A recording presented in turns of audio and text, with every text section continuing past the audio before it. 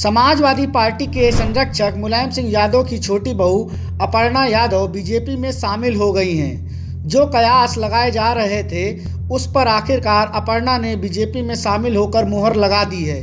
उन्होंने पार्टी के प्रदेश अध्यक्ष स्वतंत्र देव सिंह और उप मुख्यमंत्री केशव प्रसाद मौर्य की मौजूदगी में बीजेपी की सदस्यता ली। इस मौके पर अपर्णा यादव ने कहा कि वह मुख्यमंत्री योगी आदित्यनाथ और प्रधानमंत्री नरेंद्र मोदी की नीतियों से बेहद प्रभावित हैं। आगे पार्टी जो भी जिम्मेदारी तय करेगी वह उसे निभाएंगी। मैं हमेशा से प्रभावित रहती थी आदरणीय प्रधानमंत्री जी से, और मेरे चिंतन में हमेशा राष्ट्र सबसे पहले है।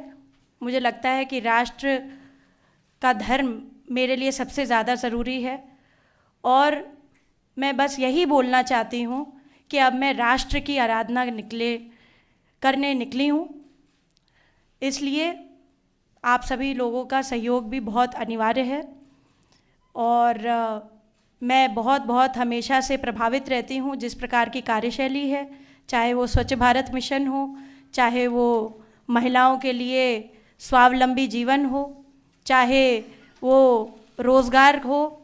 मैं हमेशा से भारतीय जनता पार्टी की स्कीम से हमेशा से बहुत प्रभावित रहती हूँ, और यही कहूँगी कि जो भी कर सकूँगी अपनी क्षमता से करूँगी।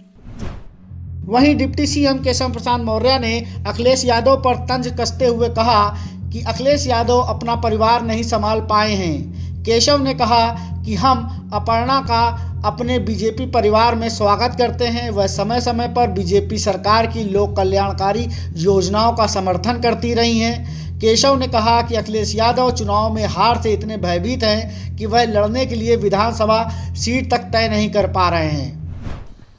आज उत्तर प्रदेश के पूर्व मुख्यमंत्री श्री मुलायम सिंह यादव जी की पुत्रवधू श्रीमती अपर्णा यादव जी भारतीय जनता पार्टी परिवार का हिस्सा बनी हैं। मैं सबसे पहले भारतीय जनता पार्टी परिवार में आपका स्वागत करता हूं। माननीय प्रधानमंत्री श्री नरेंद्र मोदी जी के नेतृत्व में जो देश और प्रदेश का विकास हो रहा है, आदरणीय योगी आदित्यनाथ जी के नेतृत्व में जो हम लोगों ने उत्तर प्रदेश को विकास के एक नए कीर्तिमान की ओर ले जाने में सफलता अर्जित की है, यह सारे विषयों को ध्यान में रख करके शामिल होने वालों की एक बहुत बड़ी श्रृंखला है। उसी के क्रम में आज अपर्णा जी आई हैं।